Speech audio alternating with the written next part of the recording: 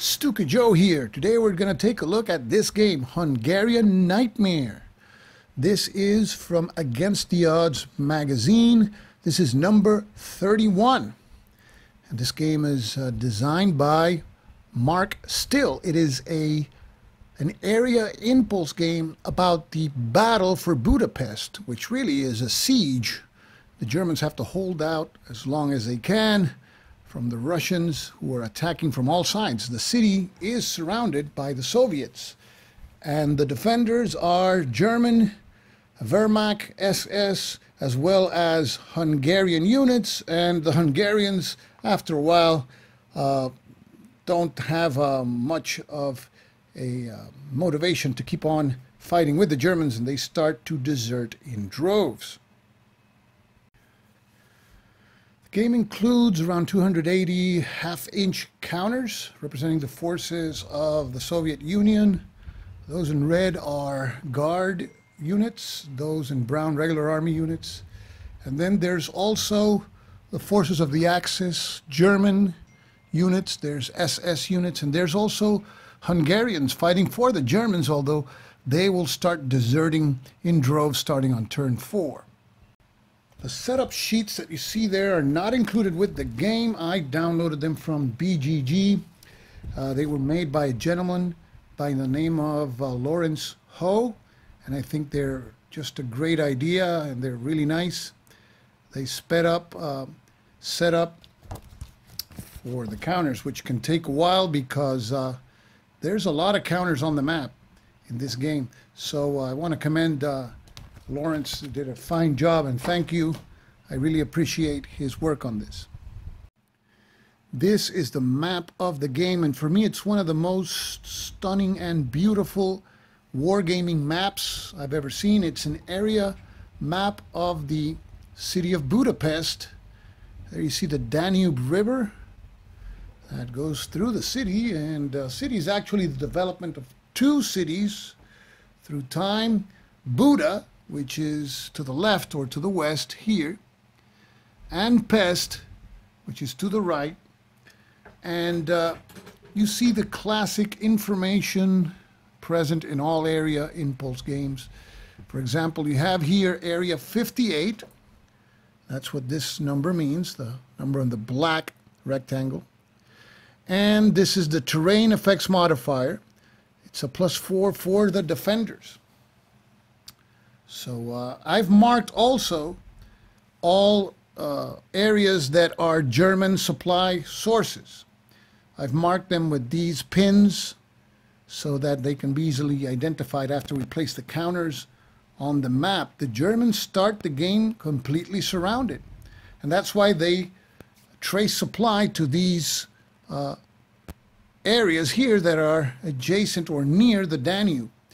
The Soviets, on the other hand, completely surround the Germans and the Hungarians, and they trace supply to any of the edges of the map. The map has a game turn record track, and the game can last up to 16 turns. There's also an artillery point track. You keep track of artillery from both sides, and also air support points for the Soviets. I will be using a different mechanism to keep track of those points. And in each battle here, the duration of the battle is uncertain, and we use this combat round track. And a battle can last up to 11 rounds, but I will not be using that track. Instead of this track, I'll be using this cube where I place the information on the track. So combat can be prolonged here, can take a while, but that's something that I really like about the game, the uncertainty of when will combat end in a specific area. So you can be the Soviets, and you can have your plans of softening up the Germans there with an artillery barrage in the first couple of rounds, only to find out that the battle ended in round 4. And so if you take too much time as the Soviets, you may not make a lot of progress. And if you're assaulting all the time with your troops, that may cost a lot of Russian lives also. So it's a balance between artillery bombardments, assaults, which both sides fire, and then there's another way of combat, which is a fire action where the side that has the initiative fires only. So for now, let's place the units that start on the map, which is practically almost all of the counters, on their respective areas, and we'll take it from there. The setup process starts with the Axis setting most of their units first, then the Soviets will set up their units, and then about 10 more Axis units, or less than that, will set up. See here, the dark gray units are German Wehrmacht units. The units with the cross in the center are Hungarian units, and as stated before, these will most likely desert, especially those with low morales. Morale rating is that letter that you see in the bottom left portion of the counter. For example, we see that Hungarian unit, that 275 has a morale, an A morale, which is the best in the game. But you see all these anti-aircraft battalions, Hungarian battalions, have a morale ratings of C. So those are the less reliable types. In this game, each side may have up to 6 units in an area. Let's take a look here at Area 71. It has Axis units, total of 5 units, as you see here. Notice that 3 of the units have 2 counters, and one is stacked beneath the other. And these are units that are multi-step units. They have more than 2 steps. For example, this unit here is the 17th Cavalry Regiment of the 22nd SS Division, and the ratings on the unit, the B is its morale, which is important for assault combat. The first 6 is its fire combat rating, the 12 is its assault combat rating, and the last 6 is its movement allowance. Now let's say that that unit takes a hit, a step loss, we flip it to its reduced side. And now you see that the fire combat rating dropped from 6 to 3. Morale is still the same at B. The assault rating dropped from 12 to 10. And the movement allowance dropped by 1 to 5. Let's say it takes a second step loss. We remove this counter and we continue play with the next counter, which has a dot here in the right top corner. Notice that the fire combat rating increased from 3 to 4, but the morale decreased from B to C, the assault from 10 to 6.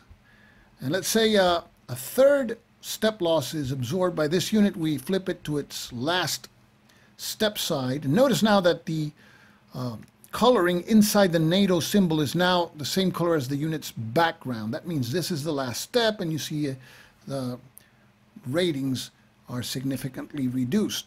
So there are several units in this game on both sides that are multi-step units. They have more than 2 steps, and that's the way I'm going to play the game, having the next reduced step counter beneath, so I don't waste time looking for that counter. And that's an idea that Marco Arnaudo came up with in his excellent review of this game. Now, artillery units, as the one we see here in Area 71, have practically the same ratings as to morale. The 8 is this fire combat factor, but the 12 that you see there is the bombardment factor. So that is different from assault, and you can't initiate any assault with just artillery units. The 5 is the movement allowance. Okay, now we're going to set up the Soviets and the Romanian forces. So we'll be playing this game a little while at least. I don't know if you've experienced this. I've read the rules a couple of times, and when you read the rules and you like what you're reading, you get kind of excited. So I really like what I've read of the rules. I know that the combat system takes the game longer to resolve, That's not necessarily bad if the game produces a good narrative and a tense contest, right? So we will begin with the first turn, and I will be using all the optional rules except the Fog of War rule, because I'm playing solo, so it's no use of using that particular rule that practically prohibits looking into stacks of units, and we don't have the units stacked anyway. As I stated before, the only units that appear stacked are really units that have more than one step. It's the same unit, and I have the reduced counter version beneath, so I don't have to waste time looking for it. So let's begin. Okay, we want also to point out that the game also includes, in addition to unit counters, several informational counters like fired markers, disruption markers. There's control markers to denote control of areas, of course. Then we have also reserve markers. There's units, there's an optional rule you can place reserve markers on certain units that will allow you to move units during the combat phase and hopefully react to combat situations by bringing these reserve units. It's an optional rule, but I like it, so I'm going to use it. And there's also some out of supply markers that we see here in white, among others. There's a total of 11 reserve markers, and they are printed on both sides, and the reserve markers are a limit. Counter mix is the limit, so a maximum of 11 units can be placed on reserve total from both sides.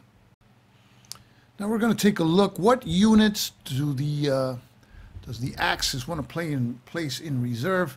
The most important area, which they lose the game of the Soviets' control, is Area 16. By that same token, there's some units there, mobile units, specifically those belonging to the 8th SS. I don't know if that's a Panzer division, probably a Panzer division that could move. So we're going to place some of those units on reserve. So that uses up 5 of the 11 reserve markers. And those units are on the Buda side of the Danube. There's another group of units here that starts in Area 51.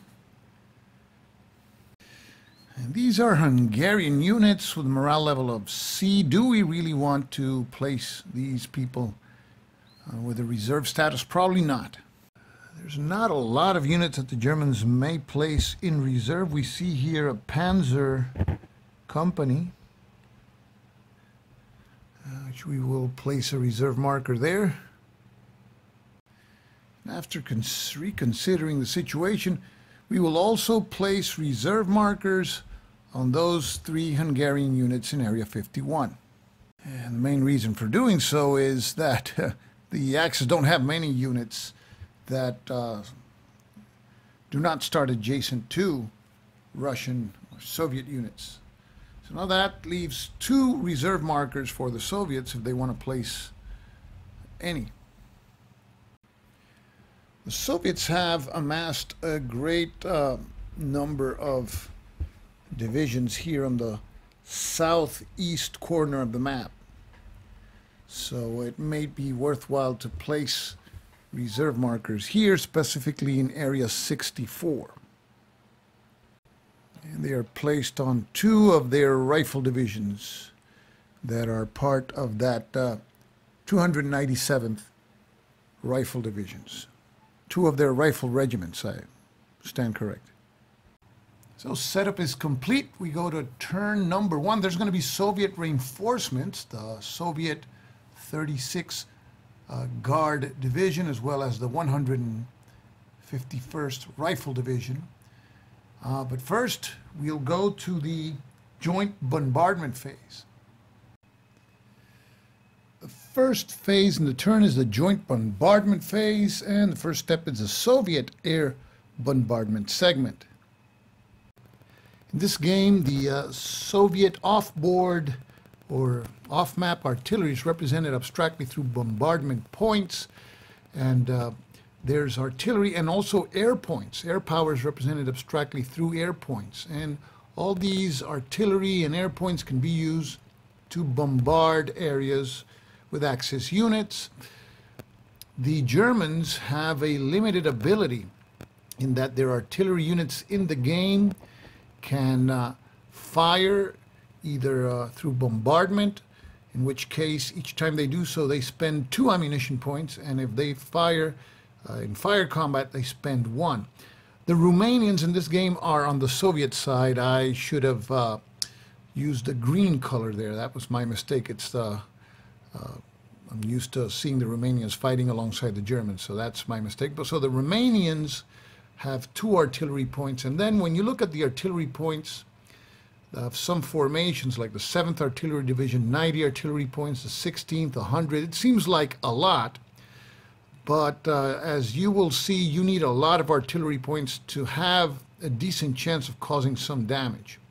Some of the artillery units that you see here can fire at areas on the west of the Danube, that is on the Buda side, and the others on the Pest or east side of the Danube, the Pest side. And then there's engineer points that the Soviets can use to obtain a favorable die roll modifier in land combat. Now, all of these artillery and air points of the Soviets get replenished each turn. The Germans have 18 ammunition points for the whole game, and as to engineer points that we see down here, those points are for the game, so the Soviets have to be judicious in using them.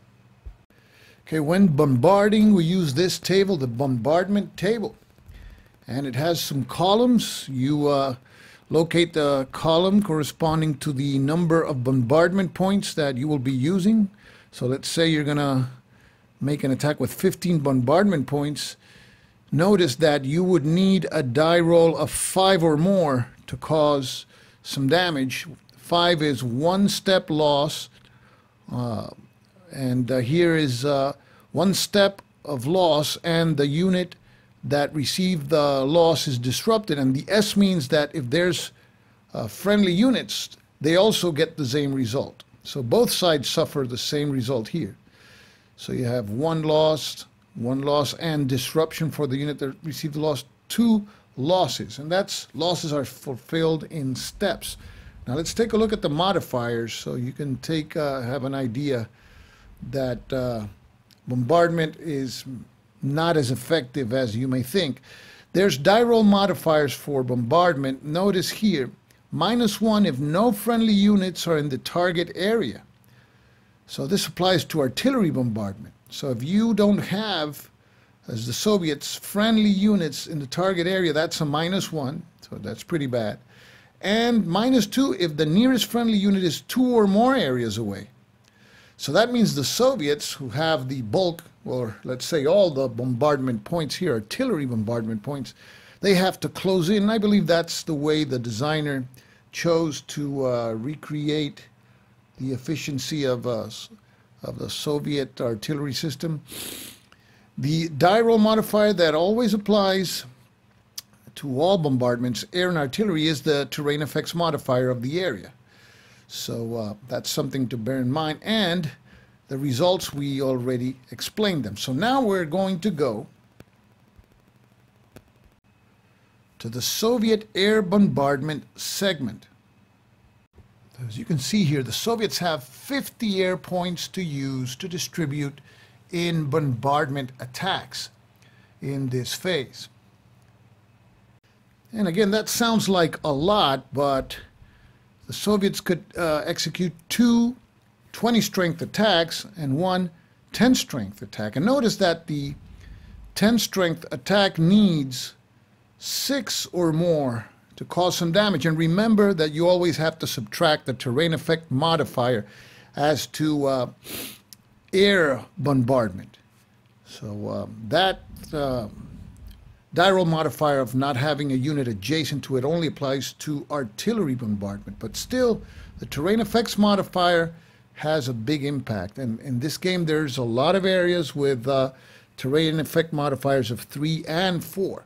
So let's execute now the Soviet air bombardment segment.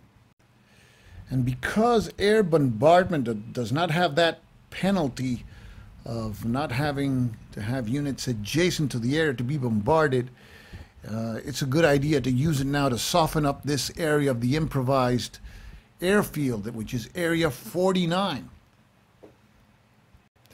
So the Soviets will allocate 10 of the 50 air points for this attack. The terrain effects modifier is 0. So we roll 1d10, and the Soviets need 6 or higher to cause some damage. But the roll is a 5, no effect. So this attack is ineffective.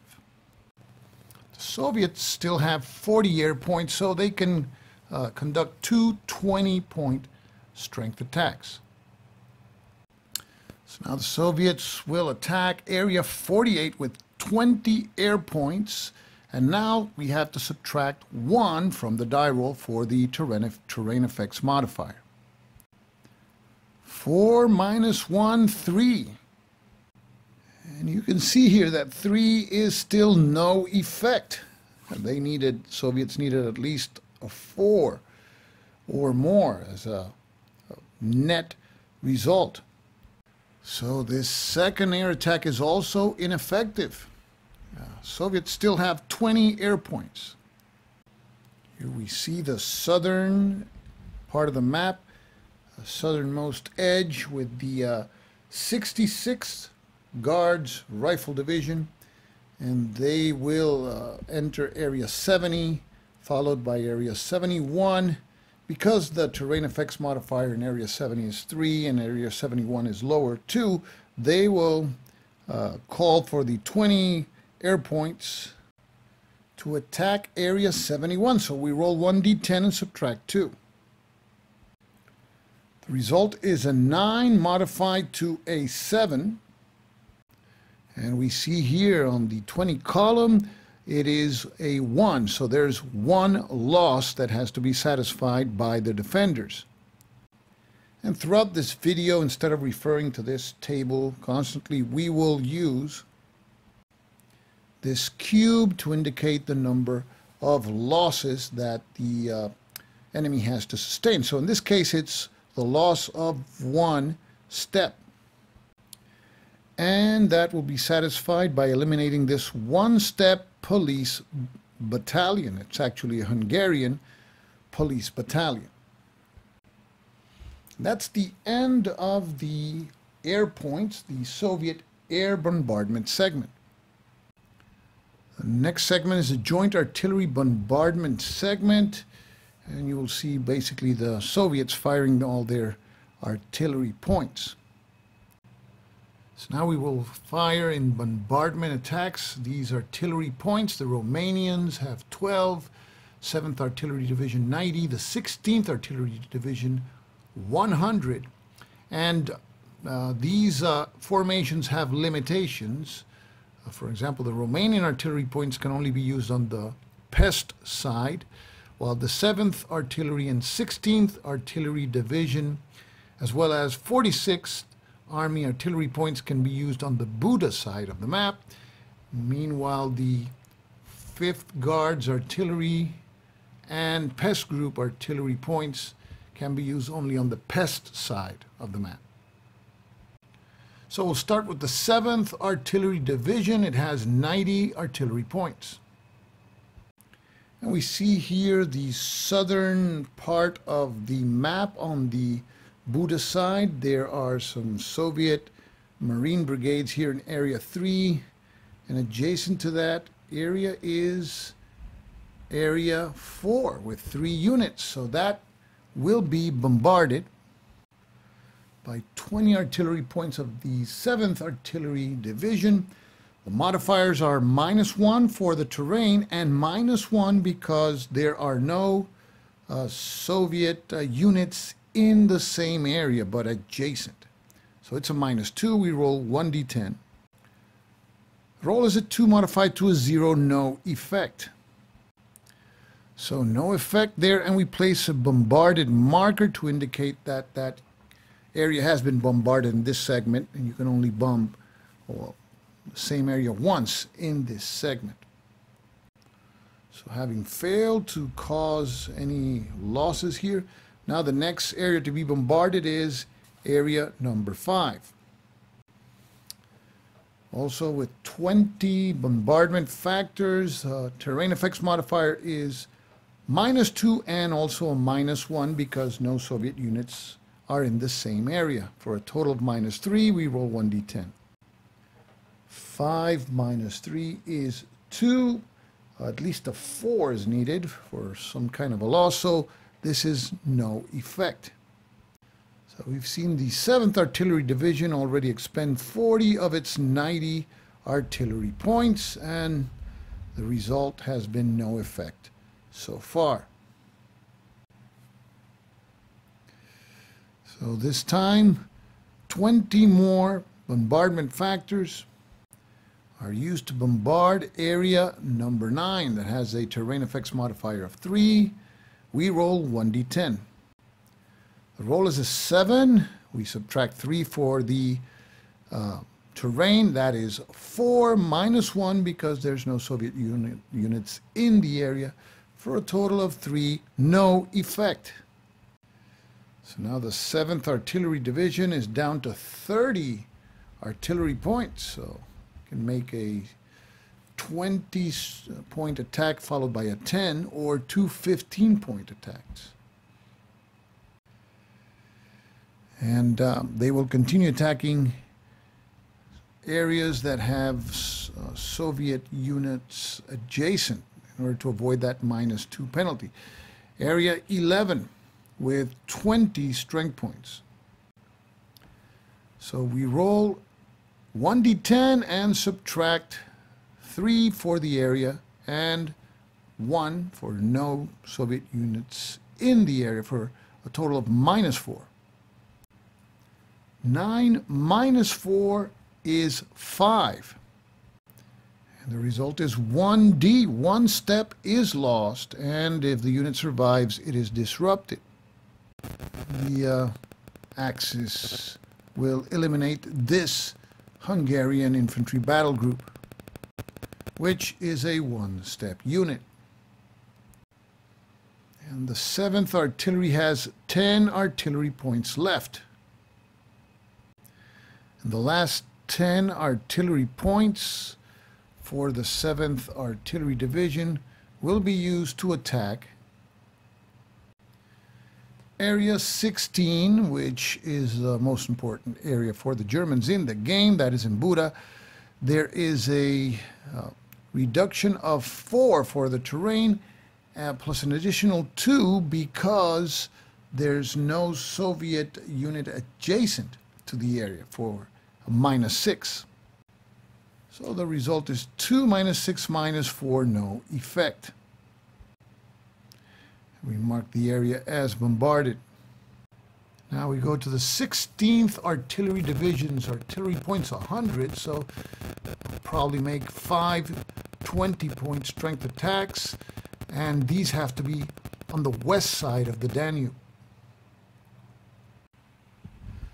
So the first of the bombardment attacks by the 16th Artillery will be Area 10. With a strength of 20 strength points. There are no Soviet units adjacent, so it is a total of -5. 6 minus 5, 1, no effect.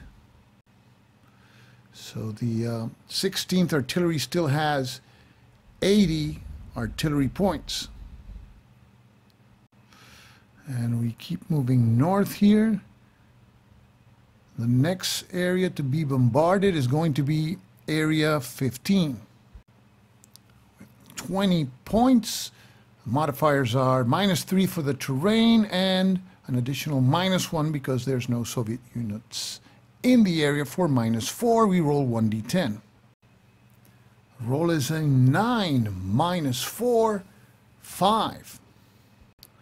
That's one step loss and a disruption if the unit still survives. And the Axis will eliminate this Hungarian infantry battle group, which is a one-step unit. So at least that bombardment produced some results for the Soviets. So the 16th Artillery Division still has 60 points, and the next target will be Area 18, which is adjacent to an area with Soviet units. So the modifier is only -3. We roll 1d10. But the roll is a 1, and that is modified into a -2, so that's no effect. Keep moving north now to Area 19. And now this attack is a -3, 2 for the terrain and 1 because there's no Soviet units adjacent. We roll 1d10. 4 -3, 1, no effect. Now to the last bombardment of the 16th Artillery Division, and it will be against Area 26, which is adjacent to Soviet units. So the modifier is -3. We roll 1d10. It's a 9 modified to a 6. Now, this is a result that if there would have been Soviet units in that area, they would have been affected also. But there's none, only Axis units. So it's one step lost, and if the unit survives, then it is disrupted. And here the anti-aircraft unit will be eliminated. It is a one-step unit. That's the end of the 16th Artillery Division's bombardment points. Now we proceed to the next artillery group, which is the 46th Army, and it's just 8 artillery points. And the 8 artillery points will be placed in Area 20. This has practically no chance. This attack needs a final 7 or more. There's a -4 and for the terrain, and a -1 because there's no Soviet units in the area. So we roll 1d10. And the roll is a 3, and that is a no effect.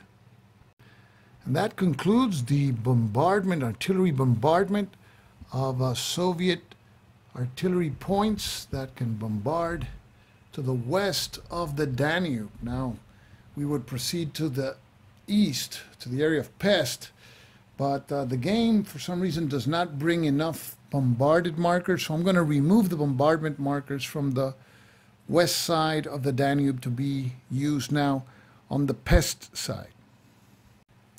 So far, the air bombardment combined with the artillery bombardment on the Buda side has only produced 2 step losses in terms of 2 units, which were 1-steppers that were eliminated. Now we go to the Pest side, where you will see that the terrain effects modifiers are not as strong or beneficial to the Axis as on the Buda side.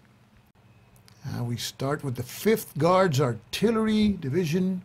Artillery points, they have 60. And in advancing against that improvised airfield, the Soviets are interested in overrunning this particular area, 47, occupied by a lone Hungarian police battalion. So 20 bombardment points are allocated there, and the total die roll modification is -2 for the terrain and -1 because there's no Soviet units in the area, so a total of -3. And the result is a 1 modified to a -2, no effect. So now the Soviets concentrate on Area 48, which is adjacent to the improvised airfield. 20 artillery bombardment factors are allocated there. terrain effects modifier is -1, and there is an additional -2 because there's no Soviet units in adjacent areas, but 2 areas away or more. So it's a total of -3. We roll 1d10. Roll is a 5 modified to a 2, no effect. So moving now towards the sector where the Axis forces are in contact with the Romanians. The last 20 artillery points from the 5th Guards artillery is allocated to Area 44. The total left die roll modifier is -3. And this time the roll is a 10 modified to a 7. That's a loss of 1 step. And it will be absorbed by this 2-step Hungarian infantry unit with a morale of D. So we flip it to its reduced side, and that unit is now on its last step. That concludes the artillery bombardment of the 5th Guards Artillery Division. Now we go to the Pest Group artillery points, and they have 20. Here we see the situation in the northern part of the Pest side. We see that the Germans have areas with terrain effects modifiers of 3, which are on the riverbank, but there is one, Area 35, with a terrain effects modifier of 2. And that will be the object of this artillery bombardment. So the total modifier is -3. And another 10, -3, 7. And 1 step has to be lost. And here's a tough choice because that engineer unit is a 1-stepper, but engineer units are very valuable. There's also a tank unit you don't want to take a step from, which is a German unit. And then a strong Hungarian unit, which is a 2-stepper, so that unit will take the step loss. Notice how that unit's morale now dropped to C. And that's the end of the Pest group's attack. There's 1 group of artillery points left. That's the 12 points of the Romanians.